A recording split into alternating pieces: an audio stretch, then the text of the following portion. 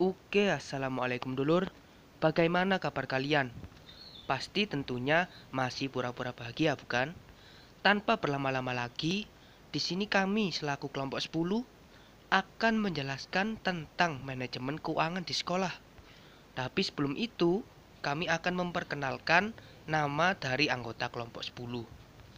Yang pertama tentunya Ahmad Faris Rahmadani, dan kedua dan ketiga adalah tentunya pasangan serasi Mas Tommy dan Mbak Suwaibah, yang suaranya hampir tak bisa didengar sama sekali.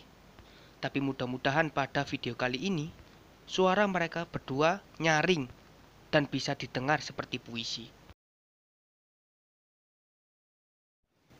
Manajemen keuangan sekolah dapat diartikan suatu proses perencanaan dan pelaksanaan pemerolehan penggunaan keuangan secara efisien dan dapat dipertanggungjawabkan dalam rangka memperlancar pencapaian tujuan pendidikan dan pencapaian visi dan misi sekolah.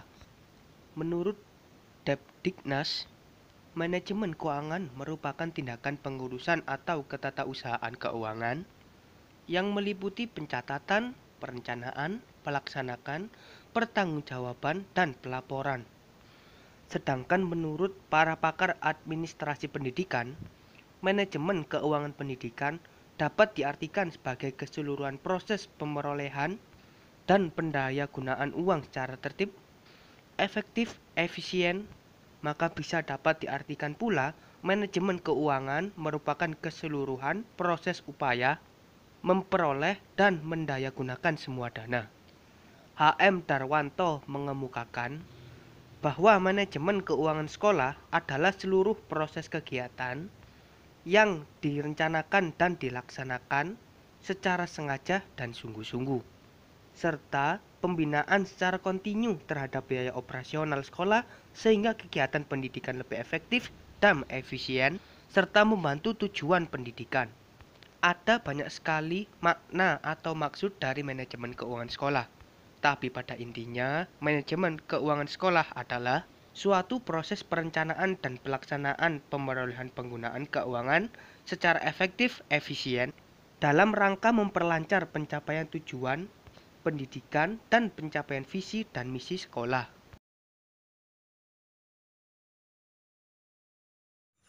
Fungsi manajemen keuangan sekolah. Jadi untuk poin yang pertama, perencanaan keuangan.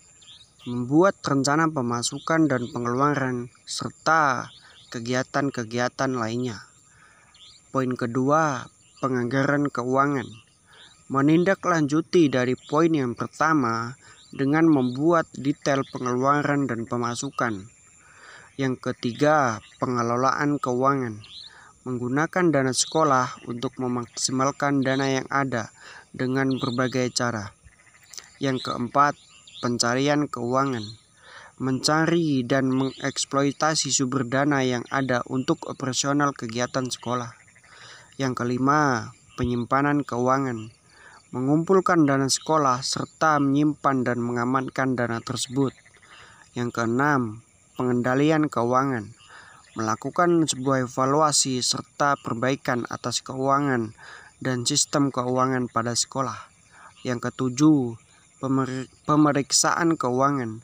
Melakukan audit internal atas keuangan sekolah yang ada agar tidak terjadi sebuah penyimpangan. Yang kedelapan, pelaporan keuangan. Penyediaan informasi tentang kondisi keuangan sekolah sekaligus sebagai bahan evaluasi. Yang kesembilan, sumber keuangan sekolah. Dana pendidikan menurut jenisnya. Yang pertama, biaya pendidikan yang dikeluarkan oleh pemerintah, sumber keuangan yang berasal dari pemerintah, baik itu pemerintah pusat, tingkat provinsi, dan pemerintah daerah, seperti dana bantuan operasional sekolah atau BOS, dan dana bantuan operasional. Yang kedua, biaya pendidikan yang dikeluarkan oleh masyarakat, orang tua atau wali siswa, dana yang dikumpulkan dari pengurus BB3 atau komite sekolah dari orang tua siswa.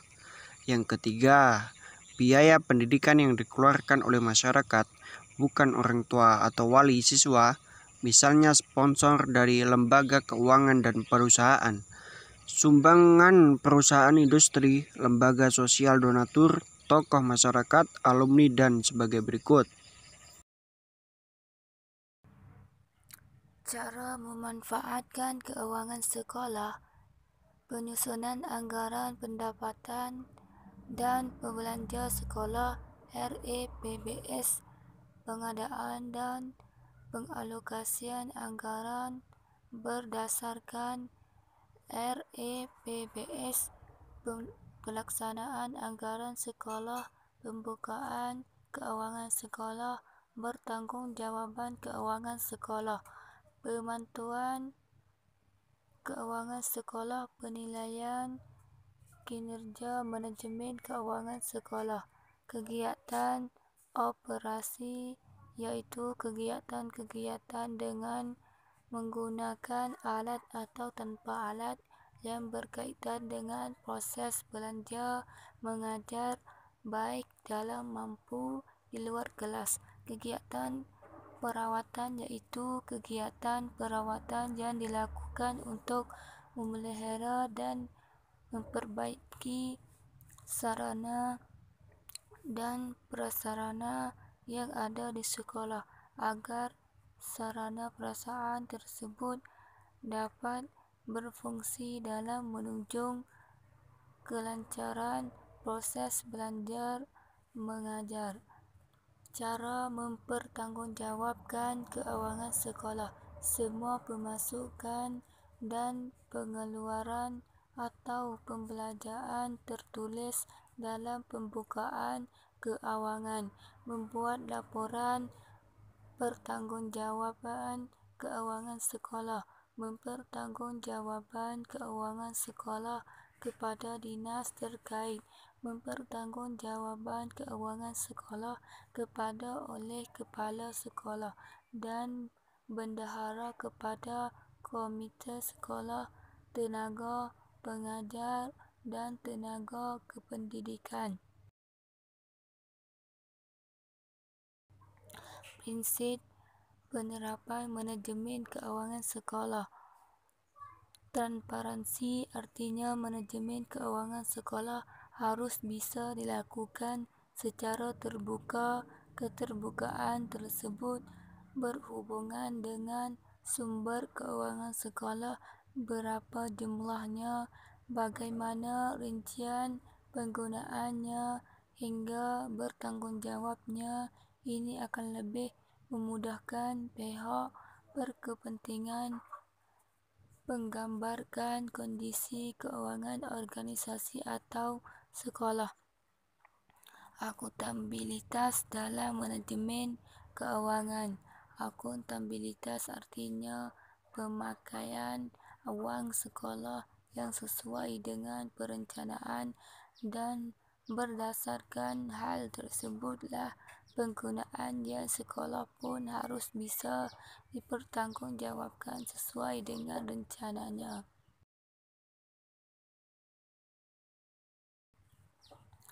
Aktivitas dalam manajemen keuangan sekolah. Bila dikatakan aktivitas, bila kegiatan yang dilakukan bisa